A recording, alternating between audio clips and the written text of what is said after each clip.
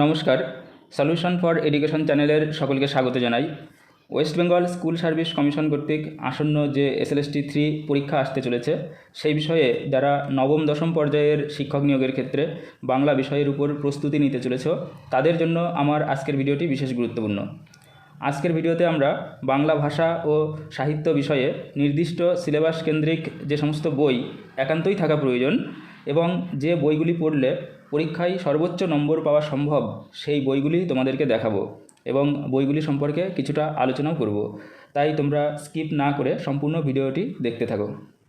2016 সালের প্রথম SLST পরীক্ষা এবং 2025 সালের দ্বিতীয়বারের SLST পরীক্ষার বাংলা বিষয়ের উপর নবম দশম শ্রেণীর ক্ষেত্রে যে সিলেবাস ছিল, তার উপর ভিত্তি করেই আমাদের এই আলোচনাকে এগিয়ে নিয়ে যেতে হবে। তোমরা সম্পূর্ণ সিলেবাসটি একটু পজ করে দেখে নাও।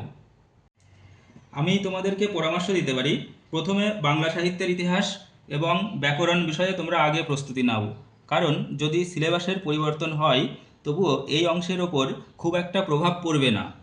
বাংলা সাহিত্যের ইতিহাস বিষয়ে কোন লেখকের কোন বই পড়ব, সেই বিষয়ে প্রথমেই এই বইটির কথা মনে হয়। বাংলা সাহিত্যের সম্পূর্ণ ইতিবৃত্ত, ডক্টর অসিত কুমার বন্দ্যোপাধ্যায়। তোমরা যখন কলেজ ইউনিভার্সিটিতে পড়েছিলে তখন আশা করি প্রত্যেকেই এই বইটা কিনেছিলে। তোমাদের মধ্যে যারা নতুন প্রথম SLST পরীক্ষা দেবে, তাদেরকে আমি বলবো যে ডক্টর অসিত কুমার বন্দ্যোপাধ্যায়ের বাংলা সাহিত্যের সম্পূর্ণ ইতিবৃত্ত এই বইটির সঙ্গে সঙ্গে তপন কুমার চট্টোপাধ্যায়ের আদি মধ্য বাংলা সাহিত্যের ইতিহাস এবং আধুনিক বাংলা সাহিত্যের ইতিহাস, এই দুটো বই অবশ্যই পড়বে। এই দুটো বই দিয়ে তোমরা শুরু করতে পারো।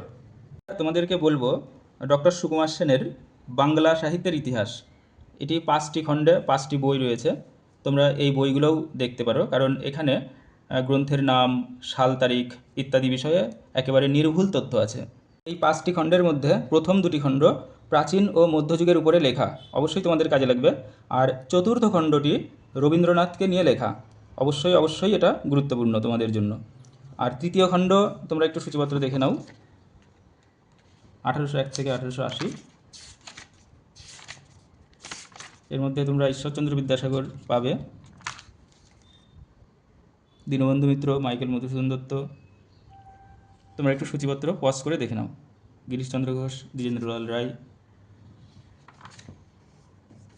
প্রমুখ। পঞ্চম খণ্ডের সূচিপত্রটা একটু দেখো, 1891 থেকে 1941। এই সময়ের মধ্যে রয়েছেন শরৎচন্দ্র চট্টোপাধ্যায়, প্রমথনাথ চৌধুরী, যতীন্দ্রনাথ সেনগুপ্ত, কাজী নজরুল ইসলাম, বিভূতিভূষণ বন্দ্যোপাধ্যায়, তারাশঙ্কর বন্দ্যোপাধ্যায়, মানিক বন্দ্যোপাধ্যায়, বুদ্ধদেব বসু, প্রেমেন্দ্র মিত্র প্রমুখ। তোমরা একটু সূচিপত্রটা দেখে নাও। এছাড়া তোমরা ডক্টর দেবেশ কুমার আচার্যের বাংলা সাহিত্যের ইতিহাস, 3টি খণ্ড রয়েছে, এই বইগুলোও তোমরা দেখতে পারো। তবে আমি বলবো প্রাচীন ও মধ্যযুগ অপেক্ষা আধুনিক যুগের উপর যে দুটো বই রয়েছে, সেই দুটো বই তোমরা একটু বেশি গুরুত্ব দিতে পারো। আধুনিক যুগের উপর দুটো বই রয়েছে, আমরা সূচিপত্রগুলো একটু দেখে নিই। সিলেবাসে যে সমস্ত সাহিত্যিক রয়েছেন তাদের সম্পর্কে তোমরা এই সূচিপত্রতে দেখে নাও একটু পজ করে। এবং দ্বিতীয় বইটা আমরা দেখাবো একটু সূচিপত্র। এটাই প্রধানত আধুনিক যুগ বা সমকালীন যুগের সাহিত্যিকদের সম্পর্কেও এখানে লেখা আছে। সবশেষে এই দুটো বইয়ের কথা বলতেই হয়। নবম দশম শ্রেণীর ক্ষেত্রে যতটুকু সিলেবাস রয়েছে বাংলা সাহিত্যের ইতিহাসের উপর, সেই বিষয়ে এখানে বিস্তারিত তথ্য তুলে ধরা হয়েছে এই দুটো বইয়ে। বাংলা সাহিত্যের ইতিহাস প্রাচীন ও মধ্যযুগ প্রথম খণ্ড এবং বাংলা সাহিত্যিক চরিতমালা আধুনিক যুগ প্রথম খণ্ড। ওই বইগুলোর পাশাপাশি তোমরা চর্যাবাদের উপর এই বইটি দেখতে পারো, ডক্টর নির্মল দাসের চর্যাগীতি পরিক্রমা। এখানে চর্যাবাদ সম্পর্কে বিস্তারিত ব্যাখ্যা রয়েছে এবং সবথেকে বড় কথা, এই বইটিতে প্রত্যেকটা পদ তার ব্যাখ্যা সমেত এখানে তুলে ধরা হয়েছে। তোমরা এই বইটি অবশ্যই কিনতে পারো। শ্রীকৃষ্ণ কীর্তন কাব্য সম্পর্কে যদি বলি, তাহলে এই বইটি খুবই ভালো। বরুচণ্ডীদাসের শ্রীকৃষ্ণ কীর্তন সমগ্র, অমিত্রসূদন ভট্টাচার্য সম্পাদিত। তোমরা এখানেও শ্রীকৃষ্ণ কীর্তন কাব্যের সম্পর্কে একটা বিস্তারিত আলোচনা পেয়ে যাবে এবং শ্রীকৃষ্ণ কীর্তন কাব্যের প্রত্যেকটা পদ এখানে কিন্তু তুলে ধরা আছে। আচ্ছা, বৈষ্ণব পদাবলীর উপর এই বইটি খুবই গুরুত্বপূর্ণ বলে মনে হয়েছে। ডক্টর সত্যগিরির বৈষ্ণব পদাবলী। এই সংকলন গ্রন্থ আমরা দেখতে পাই যে গুরুত্বপূর্ণ বৈষ্ণব পদগুলো তিনি বেছে বেছে সংকলন করেছেন। আর সমগ্র বৈষ্ণব পদাবলী যদি তোমরা পড়তে চাও তাহলে এই বইটি দেখতে পারো। বৈষ্ণব পদাবলী শ্রী হরেকৃষ্ণ মুখোপাধ্যায় সম্পাদিত। এখানে প্রায় প্রত্যেক পদকর্তার সমস্ত বৈষ্ণব পদই এখানে তুলে ধরা আছে।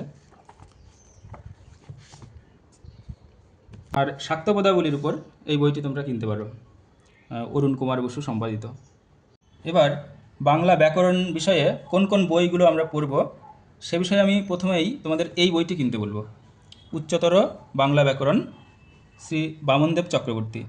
অবশ্যই এই বইটা তোমরা কিনবে। পাশাপাশি এই যে বাংলা ব্যাকরণ প্রসঙ্গ কালীপদ চৌধুরী, বাণী সংসদ থেকে প্রকাশিত হয়েছে, এই বইটিও অবশ্যই কিনবে। এখানে সহজ সরল ভাষায় বাংলা ব্যাকরণকে বোঝানো হয়েছে। তোমরা একটু এই যে অবশ্যই বইটি কিনবে। এখানেও অনেক নতুন নতুন তথ্য তোমরা পেয়ে যাবে, কারক সমাস ইত্যাদি সম্পর্কে। এছাড়া তোমরা এই যে ছায়া প্রকাশনীর বাংলা শিক্ষক দশম শ্রেণী এবং নবম শ্রেণীর উপরেও আছে এই বই। তো এই বইয়ের ব্যাকরণ অংশটি কিন্তু তোমরা অবশ্যই পড়বে, ডক্টর অমল পালের। তোমরা যদি মনে করো ডক্টর অমল পালের ব্যাকরণ বিষয়ে আলাদা বইও রয়েছে, সেখানেও তোমরা পেয়ে যাবে। ক্লাস 10-এর বা দশম শ্রেণীর অমল পালের এই ব্যাকরণ সম্পর্কে আলোচনা খুবই ভালো লেগেছে আমার। তোমরা এই অংশটি অবশ্যই পড়বে। এই দশম শ্রেণী এবং নবম শ্রেণী দুটো বই কিন্তু ব্যাকরণ অংশ আছে। এছাড়া বাকযন্ত্র, ধ্বনি পরিবর্তনের রীতি, শব্দভাণ্ডার ইত্যাদি সম্পর্কে আরও যদি বিস্তারিত জানতে চাও তাহলে এই বইটি কিনতেই পারো, ডক্টর রামেশ্বর শয়ের সাধারণ ভাষাবিজ্ঞান ও বাংলা ভাষা।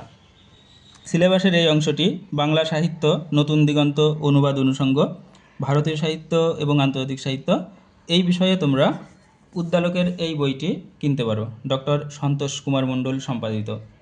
এর পাশাপাশি এই বইটিও তোমরা কিনতে পারো, ভারতীয় সাহিত্য এবং আন্তর্জাতিক সাহিত্য উভয়ই এখানে পাবে।